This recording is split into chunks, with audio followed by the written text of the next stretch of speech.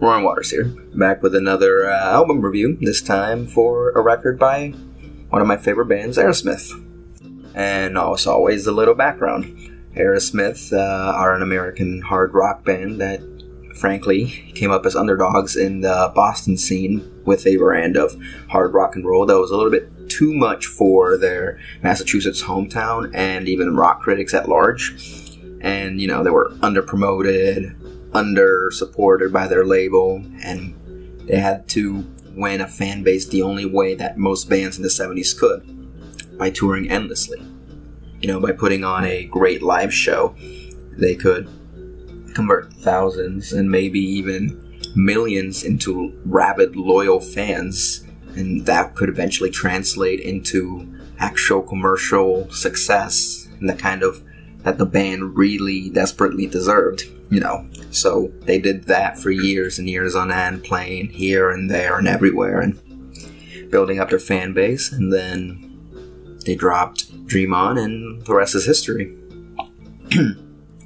What a lot of casual listeners may not know, though, is that following this initial period of success, the band actually entered a dark period of sorts, after releasing 2 solid albums and then followed that with 2 of hard rock's arguably greatest records. The band's partying lifestyle kind of reached its apogee and began taking its toll on the rest of their life, music included. So the live shows suffered, sales dropped, the music became weaker, and in the end, Joe Perry and Brad Whitford just left the band for a period of about 5 years. So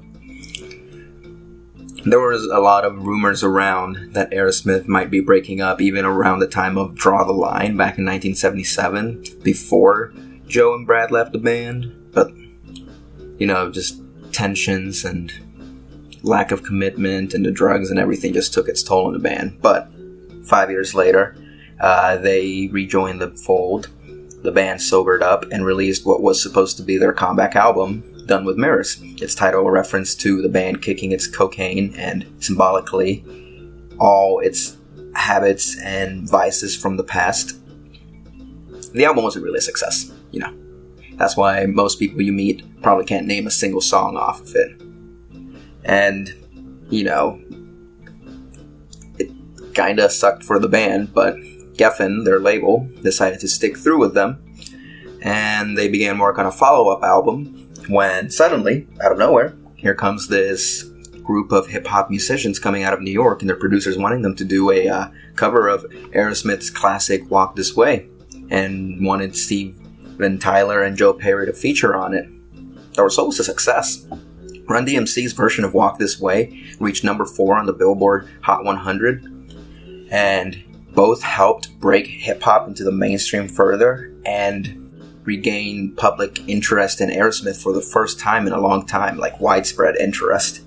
And so that's where Permanent Vacation comes in. This album was really the true comeback for the band, being their best-selling since Rocks in 1976 and even outselling Rocks, containing 3 of the band's biggest and most well-known songs, Ragdoll, Dude Looks Like a Lady, Angel, and, it helped the band regain and even surpass their previous stature, a feat that's almost unheard of, making a comeback that not only puts you where you were before, but helps you surpass the popularity you had. This being thanks to things like the emergence of MTV and music videos, with the greater public awareness of Aerosmith, and this led to a renewed interest and a renewed appreciation for their earlier records, for their 70s work, because they were maligned by critics for basically the entirety of their career. But, for the first time in a while, they were really getting critical praise as well as commercial success, and, the fans were loving it. And it helped them out of a really bad slump, and I would say it's probably one of, if not the greatest comeback in music history, But, I don't know, maybe I shouldn't call it a comeback. They had been here for years.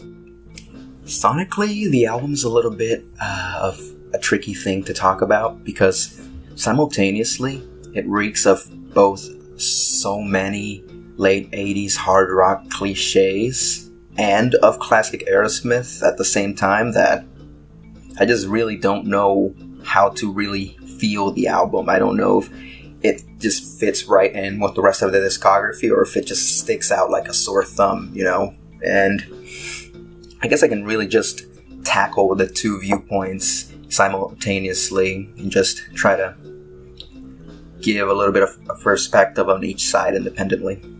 On the one hand, this album is a true 80s hard rock record through and through. It marked the first time that Aerosmith employed outside professional songwriters like Desmond Child, who helped Bon Jovi score their biggest hits with Living on a Prayer and You Give Love a Bad Name. And, you know, the production on this album is so slick you'd swear your headphones could just slip out of your ears at any time. And, you know, that's not really good for the kind of music, the kind of raw rock and roll that Aerosmith were really known for. So, you know, though the outside songwriter approach would stick with Aerosmith through the rest of their career, thankfully the production gloss was a little bit dialed down, beginning with their next album, Pump. On the other hand, this is true classic Aerosmith, back again in full swing, playing boogified rock and roll with their masters turned all the way to 11, you know, rocking with the hard blues swagger that really defined them in the 70s. You know, they sound reinvigorated and ready to play, and alongside all these younger bands that they themselves helped influence, you know. And in fact, the tour for this album saw Guns N' Roses opening for Aerosmith before they really exploded with Appetite for Destruction and Sweet Child of Mine.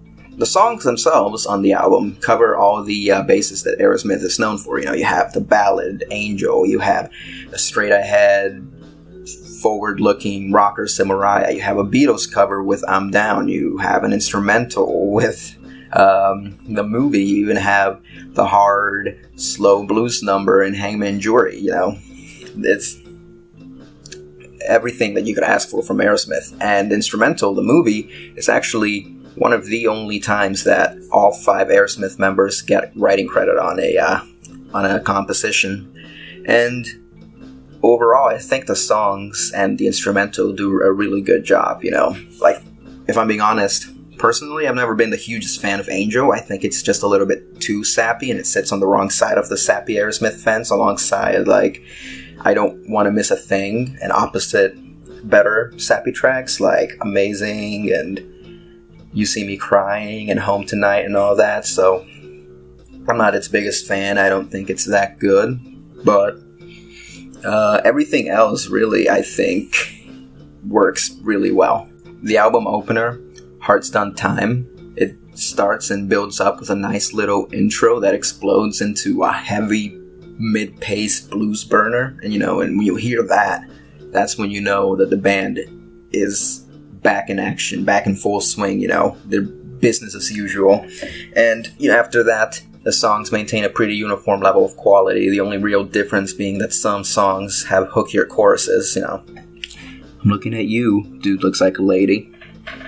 But even the chorus-less, and by extension vocals-less instrumental, the movie, is pretty entertaining, you know. It's not too long, it's not too repetitive, it just kind of, not meanders, but it just kind of walks around. It's got that swagger, and that's, I think, a really nice way to end the album. I think it rounds out the album really nicely after all the songs that preceded it. And, you know, overall, I'd say, you know, aside from Angel, I think this album's a good return to form for the band. I think my personal highlights include Ragdoll, Dude Looks Like a Lady, Simariah, Hangman Jury, and Girl Keeps Coming Apart. And the only real dud I would say, again, is Angel. Though I would say from the rest of the songs, if there had to be a weak moment, I would have to say it's St. John. So, for a mostly solid set of songs with only a couple duds, and a true return to form for the band that's only really kind of slightly tarnished by the slick production gloss, you know, I would give this album a good 9 out of 10. And that's my rating. Bye.